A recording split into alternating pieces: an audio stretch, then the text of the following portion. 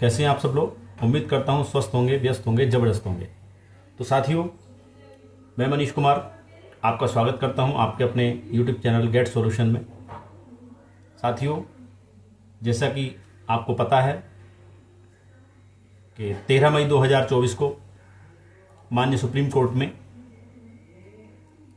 जो छत्तीसगढ़ की SLP लगी हुई थी, नवीन कुमार वर्सेस छत्तीसगढ़ गवर्नमेंट करके बीएड और बीटीसी मामले के विवाद को लेकर के आप सब जानते हैं।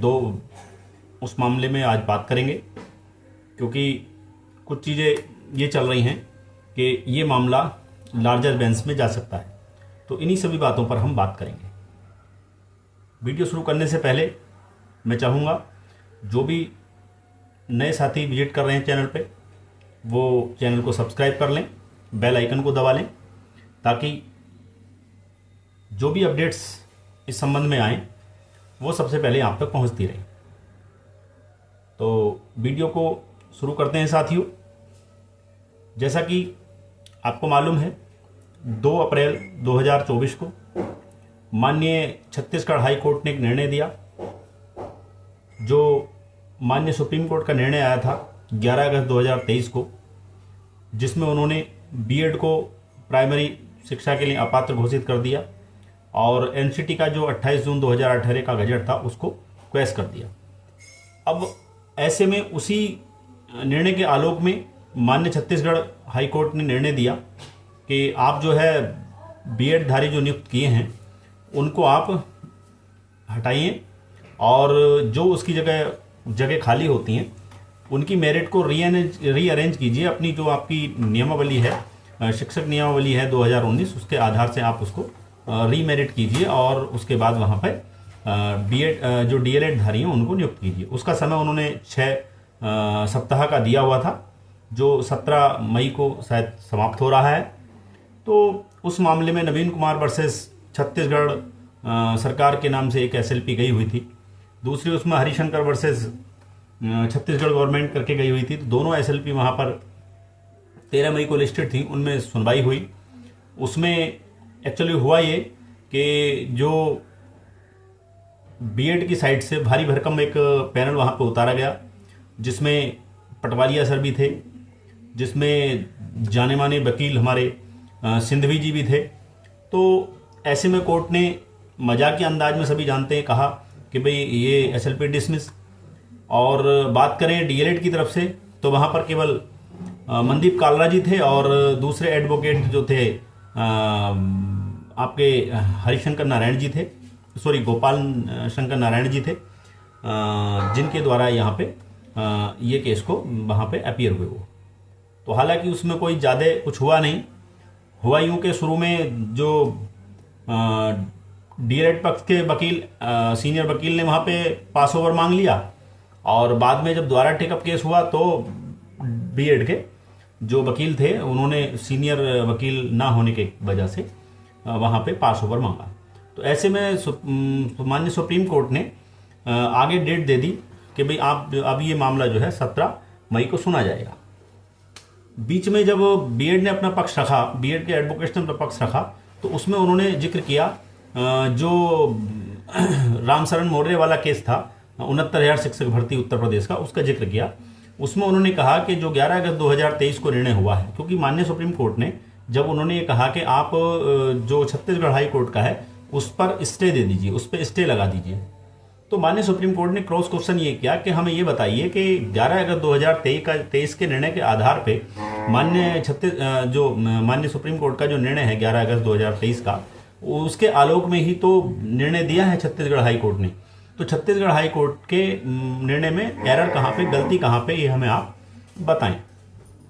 तो बीएड के जो पक्षकार थे, जो वकील थे, उन्होंने रखा कि भाई जो रामशरण मौर्य वाला केस है 69,000 शिक्षक भर्ती का जो यूपी का, उस मामले को या उस जो ऑर्डर है उसको माननीय सुप्रीम कोर्ट के 11 अगस्त 2023 के जो निर्णय है उसमें उसको जो है कंसीडर नहीं किया गया, उसको फॉलो नहीं किया गया। तो ऐसे में माननीय सुप्रीम कोर्ट ने कहा, इसका मतलब आप ये कहना चाह रहे हैं कि दोनों सिमिलर मामले हैं और सिमिलर मामलों में दो बेंच से, यानी डबल बेंच से, दोनों डबल बेंच, वो भी डबल बेंच का निर्णय था और ये 11 अगस्त 2023 वाला भी दो डबल बेंच का निर्णय था। तो क्या आप ये कहना चाह रहे हो कि ये दोनों निर्णय जो हैं एक ही मैटर पर अलग अलग हैं? तो अलग अलग ऐसा तो ऐसा क्या हम इसको फिर लार्जर बेंच में भेज दें? मतलब उन्होंने ये प्रश्न किया, तो जिसको लेकर के सोशल मीडिया पे, यूट्यूब पे ये चीज़ चल रही है कि ये मामला लार्जर बेंच में चला जाएगा। तो साथियों, लार्जर बेंच में मामला, पहले तो समझ लेते हैं लार्जर बेंच है क्या। लार्जर बेंच का मतलब ये होता है कि जैसे 2 जज की बेंच ने अगर फैसला सुनाया है तो फिर ये 3 में या 5 में या 7 में ऐसे करके जाता है, क्योंकि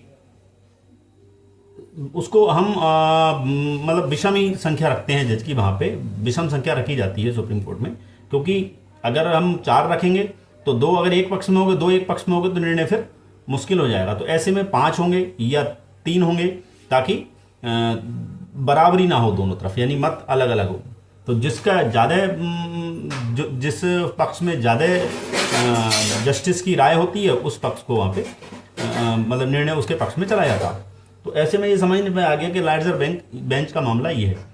अच्छा, लार्जर बेंच तभी जाती है जब 2 सिमिलर मामलों में, यानी कि जो दो केस हुए हैं उन केसों की प्रेयर समान हो, उनका ग्राउंड समान हो, तभी मामला ये लार्जर बेंच में जाता है। तो रामशरण मौर्य वाले केस की अगर हम बात करें, और बात करें हम 11 अगस्त 2023 का Devesh Sharma versus union of India मामले में निर्णय आया माननीय सुप्रीम कोर्ट का, तो दोनों केस में अगर हम बात करें तो दोनों का ग्राउंड सेम नहीं है, ना ही दोनों में प्रेयर सेम है, क्योंकि 69,000 शिक्षक भर्ती में जो है एनसीटी का जो 2018 का जो गजट है उसको चैलेंज नहीं किया गया है, न ही एनसीटी का जो 1993 का जो एक्ट है उसको भी चैलेंज नहीं किया गया। तो देखना यही है कि जब दोनों चीज़ों में ग्राउंड सेम नहीं है, दोनों चीज़ों में प्रेयर सेम नहीं की गई, दोनों चीज़ों में चीज़ों को चैलेंज सेम नहीं किया गया है, तो फिर ये दोनों मैटर एक नहीं होते। हाँ, ये बात जरूर है कि दोनों बीएड और बीटीसी विवादित मामले हैं, लेकिन प्रेयर दोनों की अलग अलग है, क्योंकि जो जस्टिस महोदय अपना निर्णय देते हैं वो ग्राउंड और प्रेयर और जो चीज़ें वहाँ पर जो प्रेयर की जाती है उसके हिसाब से ही अपना निर्णय देते हैं, उसके आगे जाके या उससे अलग जाके वो निर्णय नहीं देते। तो ऐसे में दोनों निर्णय जो आए हैं उनका ग्राउंड और उनका जो चैलेंजिंग व्यू है वो दोनों डिफरेंस हैं, उन दोनों अलग अलग हैं। तो ऐसे में साथियों ये कंफर्म मान लीजिए कि ये मामला लार्जर बेंच में नहीं जाने वाला है। दूसरी बात हम करते हैं कि बीएड के पक्ष की अगर हम बात करें तो बीएड के पक्ष में 2 पॉइंट हैं जिस पर बीएड अपनी बात रख सकता है और रखनी चाहिए, क्योंकि नौकरी बचाना हर व्यक्ति चाहता है कि नौकरी मेरी बचनी चाहिए। तो ऐसे में 2 चीज़ें हैं। एक तो है बीएड ये मान के चले कि जो माननीय सुप्रीम कोर्ट ने 8 अप्रैल 2024 के अपने निर्णय में रिव्यू देते हुए कहा कि हम बीएड धारियों की नियुक्ति 11 अगस्त 2023 तक जो हो चुकी हैं, इससे पहले जो हो चुकी हैं, उनको सुरक्षित कर रहे हैं। उसमें 2 बिंदु उन्होंने दिए कि एक तो बीएड जो है आपके नोटिफिकेशन में शामिल होना चाहिए, यानी जब नौकरी का नोटिफिकेशन आया है तो उसमें वो वैलिड क्वालिफिकेशन के तौर पर शामिल होना चाहिए। तो ये प्लस पॉइंट बीएड के पक्ष में जाता है कि वहाँ पे छत्तीसगढ़ में जब नोटिफिकेशन आया था तो उसमें बीएड जो वैलिड क्वालिफिकेशन के तौर पे शामिल था। दूसरी बात हम करते हैं, दूसरा मामला ये है कि जब माननीय सुप्रीम कोर्ट ने अपने उसी 8 अप्रैल जजमेंट में कहा है कि बीएड ने किसी कोर्ट को अपोज ना किया हो, यानी बीएड कोर्ट में ना गया हो रिलीफ के लिए, यानी कि वो नोटिफिकेशन में भी शामिल होना चाहिए और बीएड की तरफ से कोर्ट को अपोज ना किया गया हो, कोई राहत ना मिली हो, कोई इंटरिम रिलीफ ना मिली हो। तो ऐसे में जो भर्ती वो सब्जेक्ट ऑप्ट नहीं मानी गई है, नहीं मानी जाएगी, ऐसा सुप्रीम कोर्ट ने अपने 8 अप्रैल 2024 के निर्णय में कहा। तो दूसरा पॉइंट ये पक्ष में जाता है बीएड के, क्योंकि बीएड जो है स्वयं जो है उसमें कोर्ट नहीं गया, हाँ गया कोर्ट, लेकिन वो सुप्रीम कोर्ट गया, यानी कि हाई कोर्ट में जो मामला गया वो डीएलएड के माध्यम से गया। तो 2 बिंदु ये हैं जिस पर बीएड अपनी बात रख सकता है और ये मजबूत बिंदु हैं। लेकिन उससे भी बड़ा बिंदु ये है कि चाहे 11 अगस्त 2023 का निर्णय देख लीजिए या चाहे आप देख लीजिए रिव्यू 8 अप्रैल 2000, तो इन दोनों में ये स्ट्रिक्टली बात कही गई है कि 11 अगस्त 2023 के बाद वाली नियुक्तियों को सेव नहीं कर रहे हैं। यानी ये इस बात का उल्लेख नहीं है कि 11 अगस्त 2023 के बाद की जो सर्विस है, जो नियुक्तियां हो चुकी हैं, उनको हम सेव कर रहे हैं, उससे पहले की नियुक्तियों को सेव कर रहे हैं। तो दो ये बिंदु जो मैंने बताए बीएड के, ये कितना अपने आप को वहाँ पे साबित कर पाते हैं या जस्टिस महोदय को अपनी पक्ष में रख पाते हैं। हालांकि बीएड की पूरी कोशिश है, तभी तो इतना लंबा चौड़ा उन्होंने पैनल उतारा हुआ है। रही डीएड की बात करें, डीएलएड की तरफ की बात करें, डीएलएड के पास फंड की दिक्कत है, जिस वजह से वो देखा आपने 2 वकील ही उतार पाए, 2 एडवोकेट ही उतार पाए। लेकिन फिर भी मेरा यह है कि डीएलएड वालों को भी अपनी नौकरी बचाने के लिए पूरा प्रयास करना चाहिए, उन्हें भी सीनियर वकील उतारने चाहिए। और ये अंतिम लड़ाई मान के चलें कि 17 मई को जहाँ तक है इस मामले में अंतिम सुनवाई होगी, और या तो फैसला रिजर्व हो जाएगा या फिर निर्णय सुना दिया जाएगा।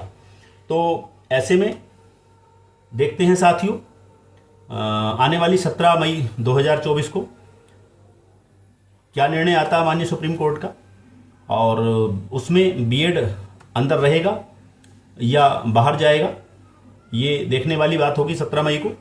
लेकिन ये मान के चलिए कि 17 मई को इसमें ऑर्डर आने की प्रबल संभावना है, यानी ये अंतिम सुनवाई होने की पूरी इसमें संभावना है कि ये पूरी तरह से उस दिन इस केस का फाइनल जजमेंट आ जाएगा।